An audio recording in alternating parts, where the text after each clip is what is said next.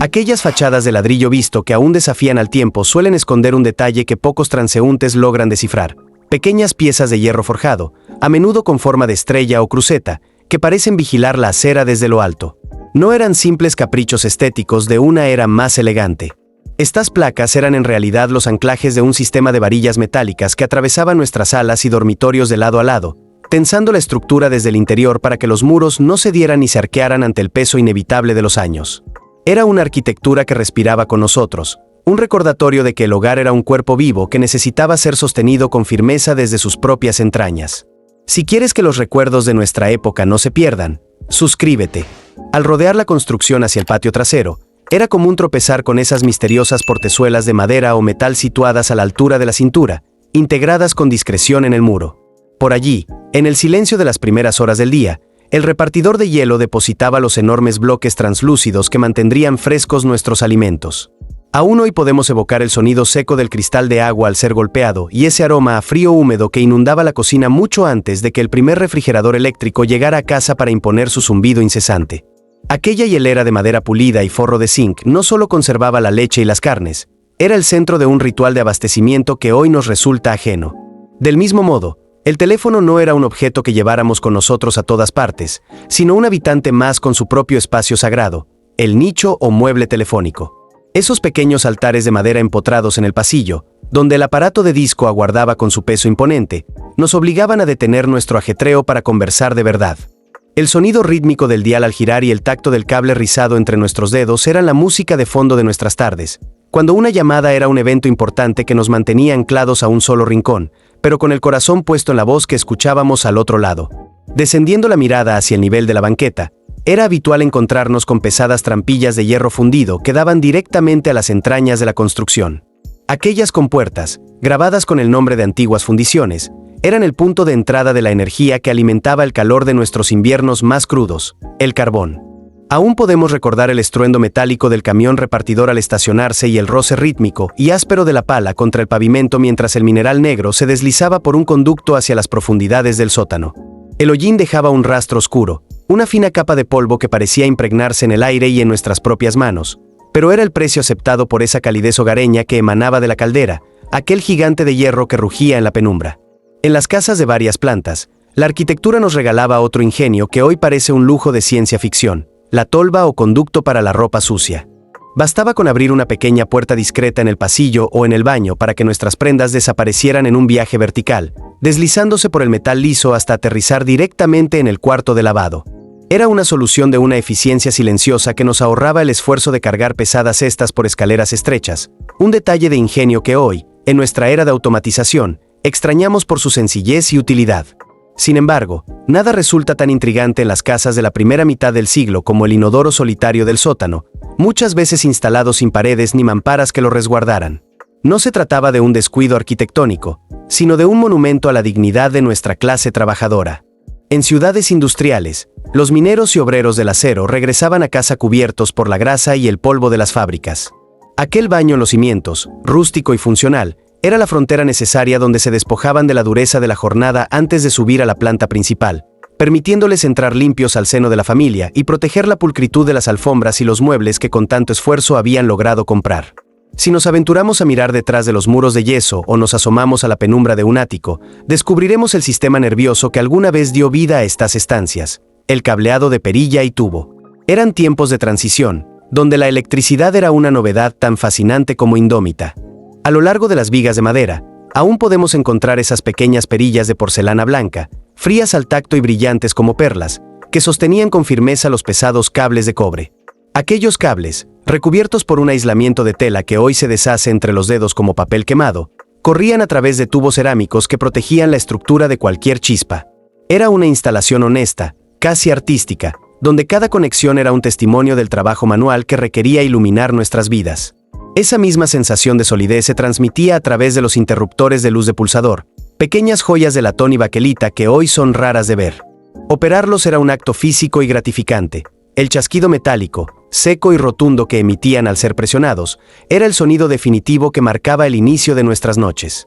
Aunque a menudo se atascaban y requerían un golpe preciso para reaccionar, poseían una dignidad que los interruptores plásticos de hoy han perdido por completo. Y en aquellas casas donde el espacio era un bien que debía aprovecharse con sabiduría, la ingeniería se volvía casi teatral con las camas de techo o giratorias. Mucho antes de las soluciones modernas de los apartamentos actuales, estas estructuras descendían del cielo raso como por arte de magia, accionadas por pesadas manivelas y un complejo sistema de contrapesos ocultos tras el papel tapiz. Ver la cama bajar lentamente, con sus patas plegables extendiéndose para tocar el suelo con suavidad, era el recordatorio de que nuestros hogares estaban diseñados para transformarse con nuestras necesidades, integrando la mecánica y el descanso en una danza de madera y metal que hoy solo vive en nuestra memoria colectiva. Justo al pie de nuestras entradas principales, todavía es posible tropezar con esos raspadores de botas fabricados en hierro fundido, anclados con firmeza al granito o a la madera del porche. Hoy nos parecen objetos extraños, casi esculturas olvidadas, pero en una época donde el asfalto era un lujo ausente, era nuestra primera línea de defensa contra la suciedad del mundo exterior.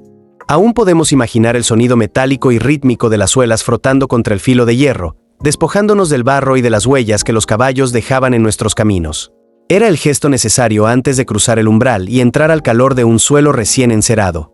Esa misma necesidad de orden se trasladaba a la conservación de nuestros alimentos en los sótanos o cavas de tierra. Antes de la llegada masiva de la refrigeración moderna, estos espacios eran el refugio de nuestras cosechas, un lugar donde el aroma a tierra húmeda se mezclaba con el perfume dulce de las manzanas almacenadas y la frescura de las hortalizas que nos alimentarían durante los meses más duros.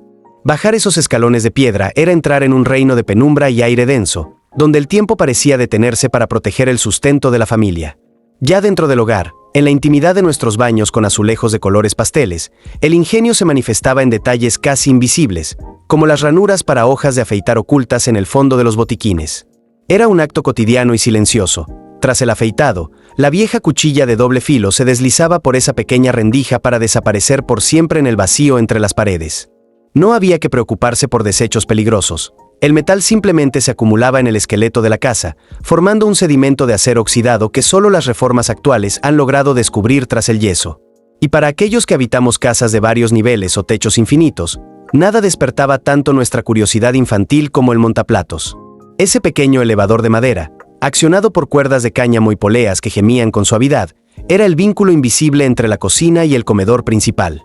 Aún podemos sentir el aroma de la comida recién hecha subiendo por el conducto y el eco de las voces que viajaban de un piso a otro a través de esa pequeña caja de madera, una maravilla de la ingeniería cotidiana que nos permitía compartir la mesa sin necesidad de cruzar una sola escalera. Al internarnos en los pasillos de aquellas casonas de techos infinitos, podíamos descubrir un mundo de accesos secretos que hoy nos parecen sacados de una novela de otra época. Escondidas tras la despensa o en un rincón discreto de la cocina, las escaleras de servicio nos ofrecían un camino alternativo, estrecho y empinado, por donde el personal se desplazaba con una agilidad silenciosa. Subir por esos peldaños de madera gastada era como habitar un espacio intermedio, una ruta invisible que permitía que la vida doméstica fluyera sin interrumpir la calma de los salones principales. En el corazón del comedor, bajo la elegancia de las alfombras pesadas o la firmeza de la mesa de caoba, solía ocultarse un pequeño secreto, el botón de piso para el servicio. Bastaba con una presión casi imperceptible del pie para activar un timbre lejano en la cocina, un llamado sutil que hoy ha sido reemplazado por la frialdad de los mensajes de texto, pero que en aquel entonces mantenía el ritmo perfecto de nuestras cenas familiares. Esa misma discreción se manifestaba al amanecer con las puertas de leche, pequeñas escotillas integradas en el muro exterior que conectaban directamente con el interior de la cocina. Todavía podemos evocar ese sonido cristalino y rítmico de las botellas de vidrio chocando entre sí cuando el lechero retiraba los envases vacíos para dejar la nata fresca de la mañana. Era un contrato de confianza sellado en madera y metal, un pequeño cuadrado de luz que nos recordaba, antes de que el sol terminara de salir, que el mundo exterior cuidaba de nuestro sustento. Y si elevamos la vista sobre el marco de las puertas interiores, encontraremos los travesaños o ventanas de montante, esos cristales rectangulares que permitían que la luz natural viajara de una habitación a otra, bañando los pasillos con una claridad tenue y polvorienta. Antes de que la electricidad y el aire acondicionado dictaran el clima de nuestros hogares, estas ventanas se abrían con una vara de madera para dejar que la brisa cruzara la casa, creando una corriente de aire que refrescaba nuestras tardes de verano mientras observábamos las partículas de polvo bailar en los rayos de sol que se filtraban desde lo alto. En lo alto de nuestras paredes, recorriendo el perímetro de las habitaciones con una elegancia discreta, solían extenderse las molduras para cuadros.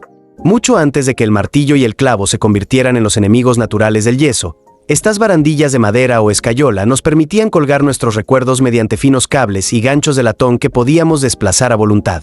Era un respeto casi sagrado por la integridad del muro, una forma de entender la decoración como algo fluido que no dejaba cicatrices en el hogar. Al llegar la década de los 40, esa delicadeza se perdió en favor de la inmediatez, pero todavía podemos encontrar esos rieles en las casas que se niegan a envejecer, sosteniendo retratos sepia que parecen flotar sobre el papel tapiz. Secretos de nuestra época existe para que nuestra historia cotidiana no se olvide. Suscríbete. Con el avance de la modernidad, en los años 70, el aire de nuestros pasillos se llenó con el crujido estático de los primeros intercomunicadores empotrados.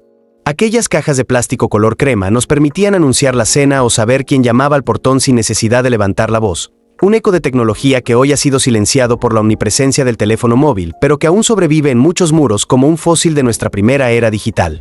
Al observar la distribución de aquellas viviendas, notamos que el concepto de espacio abierto era inexistente. Cada habitación era un refugio con fronteras claras. Aquellas puertas que cerrábamos al caer la tarde no solo nos brindaban una privacidad que hoy añoramos, sino que eran la clave de un hogar inteligente y eficiente. Permitían concentrar el calor de la chimenea o el frescor de la mañana en las zonas donde realmente compartíamos la vida, sin desperdiciar energía en los rincones vacíos. Las puertas corredizas, que se deslizaban con un susurro pesado hacia el interior de los muros, eran el broche de oro de esta ingeniería, permitiendo que la casa se expandiera o se recogiera según nuestro estado de ánimo. Al final del día, estas características que hoy llamamos anticuadas eran en realidad gestos de cuidado y sabiduría arquitectónica. Recorrer estas casas es, en última instancia, reconocernos en los detalles que nuestros antepasados diseñaron para hacernos la vida más amable. Aunque el progreso nos obligue a mirar siempre hacia adelante, a veces es necesario detenerse frente a una vieja puerta de madera o un interruptor de latón para recordar quiénes fuimos y cómo aprendimos a habitar el mundo.